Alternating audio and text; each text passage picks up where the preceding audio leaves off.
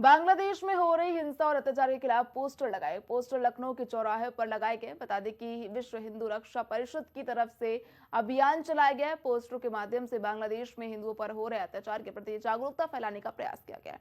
पोस्टरों में राहुल गांधी, अखिलेश यादव, ममता बनर्जी को निशाने पर लिया गया। पोस्टर में लिखा गया है, बांग्लादेश में हजारों हिंदुओं के नरसंहार पर चुप्पी क्यों। इस कदम से राजधानी लखनऊ में राजनीतिक और सामाजिक चर्चा फिर से शुरू हो गई है। मैं इस पर अधिक जानकारी के लिए हमारे साथ सहयोगी शहबाज जुड़ चुके हैं। शहबाज, ये जो बीएचपी की ओर से जो पोस्टर लगाया गया है, ये विपक्ष पर कड़ा हमला है।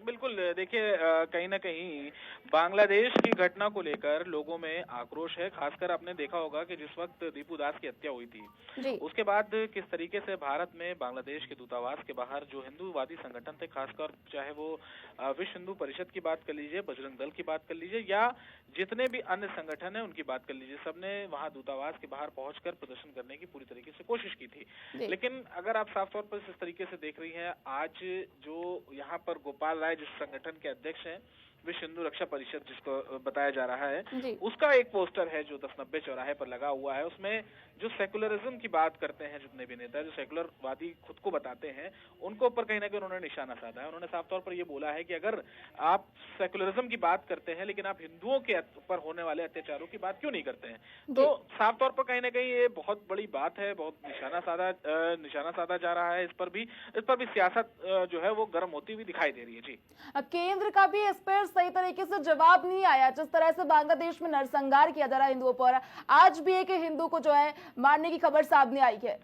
देखिए, राजनीति इस पर गरमाई हुई है प्रज्ञा, और देखिए विदेशी नीति पर कहीं ना कहीं एक तरीके से सवाल तो थोड़े बहुत इस बीच खड़े हुए हैं। जब से डोनाल्ड ट्रंप या यूं कह लीजिए अमेरिका से हमारे संबंधों में थोड़ी सी खटास आने के बाद कहीं ना कहीं विदेश नीति में थोड़ा सा वो धार पहले जो दिख रही थी जो बाइडेन के समय में, वो धार हमें नहीं देखती हुई पाई जा रही है। थोड़ी सी कहीं ना कहीं एक प्रेशर में वर्क करते हुए देखे जा रहे हैं। लेकिन उससे इतर भारत अपनी जो पॉलिसी है, फॉरेन पॉलिसी, उस पर साफ तौर पर देखिए मजबूती से अड़ा हुआ दिखाई दे रहा है। और वहां पर देखिए ये भी बोला है कि इस तरीके से जो अत्याचार हो रहा है उसको बंद किया जाए। विदेश मंत्रालय ने भी अपना बयान जो दिया था वो भी साफ तौर पर यही दिया था, चेतावनी दी थी।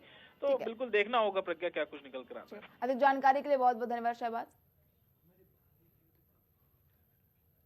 मुजफ्फरनगर जनपद में सड़क हादसों पर अंकुश लगाने के लिए पुलिस ने no helmet no highway entry अभियान शुरू किया। इस अभियान के तहत एसपी सिटी सत्यनारायण प्रजापत ने स्वयं दिल्ली देहरादून नेशनल हाईवे पर दोपहिया वाहन चालकों को हेलमेट पहनने की शपथ दिलाई और 213 चालान काटे गए। बता दें, अभियान दिल्ली देहरादून नेशनल हाईवे और कई स्टेट हाईवे पर चलाया जा रहा है। इसका मुख्य उद्देश्य दोपहिया वाहन चालकों को हेलमेट पहनने के लिए जागरूक करना, सड़क दुर्घटनाओं में कमी लाना। जनपद में लगातार दोपहिया वाहन चालक हादसों का शिकार हो रहे हैं। अभियान का पहला चरण 5 जनवरी से शुरू हुआ था, जिसमें पुलिस ने हाईवे पर प्रवेश करने वाले दोपहिया वाहन चालकों के हेलमेट पहनने की सख्त हिदायत दी।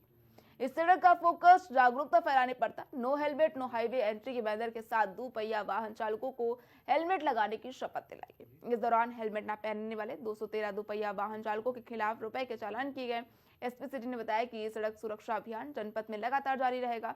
दोपहिया वाहन चालक हेलमेट पहनने की आदत नहीं डालेंगे तब तक उन्हें पुलिस या तो